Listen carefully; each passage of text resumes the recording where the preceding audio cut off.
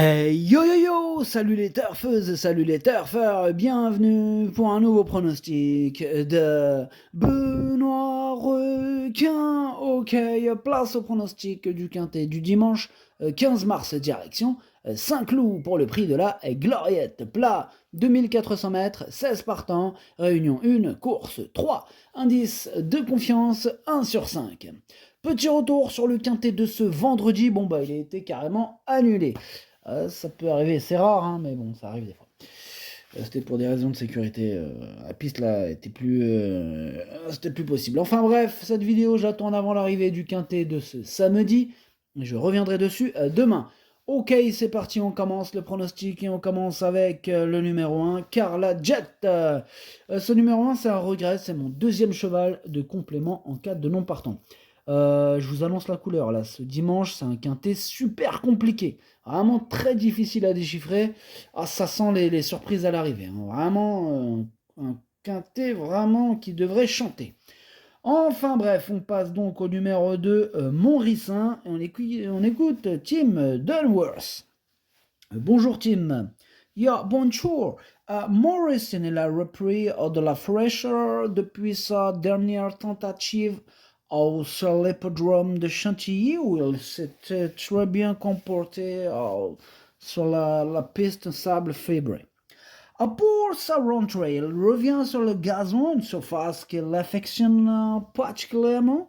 À cette valeur, il reste compétitif, d'autant qu'il affiche déjà une belle forme le matin. Jonathan a d'emblée une belle prestation. Une belle prestation attendue par Tim Dunworth. En tout cas, ce numéro 2, c'est tout simplement lui mon préféré. Hein. Énorme, oui. On passe au numéro 3, Zelzari. On écoute mademoiselle Daniela Mellet. Zelzari a été malheureux dernièrement, mais il a cependant prouvé qu'il restait compétitif, hein, malgré son poids revu à la hausse. On revient cette fois sur le gazon, ce qui ne va pas le gêner. Il est resté très bien et j'espère que tout se passera bien. Évidemment, le parcours a son importance. En tout cas, moi, ce numéro 3, je le vois bien batailler pour les toutes premières places, avec d'ailleurs le précédent cité, et je l'ai mis carrément deuxième. On passe au numéro 4, Don't Shut Me Down, et on écoute Joachim Brandt. Don't Shut Me Down, il revient sur le gazon, mais ce ne sera pas un problème. Le cheval semble en forme, hein, et sa dernière course est loin d'être mauvaise. Alors certes, il s'élance en dehors, mais le terrain peut compenser cela. C'est vrai qu'il s'élance en dehors. Bon, il a hérité du numéro 14 dans les stalles de départ. Bon, sur sa classe, je pense qu'il peut s'en tirer. Voilà. Moi, je l'ai quand même gardé dans mon prono et je l'ai mis assez haut. En plus, je l'ai mis 5e. On enchaîne avec le numéro 5, Percival. Bon, on n'aura pas les commentaires de l'entraîneur. Bon, attends, l'entraîneur, c'est carrément André Fabre. Hein. C'est le pote à Captain Ian Barbaro. D'ailleurs, il y aura toute l'équipe au grand complet. Il y aura aussi Francis-Henri Graffard. Ah, ces trois-là, quand ils sont sur un bateau, ils ne reviennent pas de sitôt. En tout cas, amusez-vous bien. Hein. Écoutez, moi, ce numéro 5, lui aussi, je l'ai gardé dans mon prono. Je l'ai mis 6e. Il peut faire mal, attention à lui. On passe au numéro 6, Dixmude. Bon, pareil, on n'aura pas les commentaires de l'entraîneur. On l'a dit, c'est Francis-Henri Graffard, l'entraîneur, qui est parti pêcher avec ses amis, amusez-vous bien. Bref, ce numéro 6, lui aussi, je lui ai fait une place dans mon prono, mais plutôt en bout de combinaison. On enchaîne avec le numéro 7, Seona, et on écoute François Montfort. Seona a effectué une rentrée satisfaisante hein, sur la piste en sable fibré lyonnaise. Elle est montée en condition depuis sa reprise de contact avec la compétition et apprécie particulièrement les pistes très souples. Alors certes, elle n'a pas encore démontré qu'elle pouvait se montrer pleinement compétitive à cette nouvelle valeur, mais son évolution est positive. J'en attends une bonne prestation. Ah ben moi j'en attends carrément une excellente prestation. Hein. Écoutez, ça peut être une grosse, une belle, en tout cas une belle découverte, ce numéro 7. Moi, je l'ai carrément mis sur le podium. Je l'ai mis 3e. Donc, vraiment, c'est un coup de cœur, ce numéro 7. Donc, voilà. Bon, maintenant, le parcours aura son importance, évidemment. Voilà, c'est vraiment un quintet ouvert, donc ouais, en espérant que ça se passe bien. Et voilà, moi ce numéro 7, je l'ai mis sur le podium, troisième. Maintenant, on verra.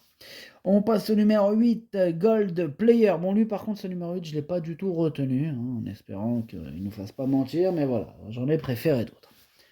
On enchaîne avec le numéro 9, Kalani, et on écoute Alessandro Botti. Bonjour Alessandro. Si, ciao. Kalani est une poulaine qui a toujours montré des jolies moyennes aux compétitions. Dernièrement, il a effectué une très bonne rentrée sur la piste en sable fibré de Chantilly. Et cette fois, on va tenter l'aventure dans un handicap, mais il croit compétitif à cette valeur de 38. Il est à l'aise sur les pistes souples et la distance lui convient parfaitement.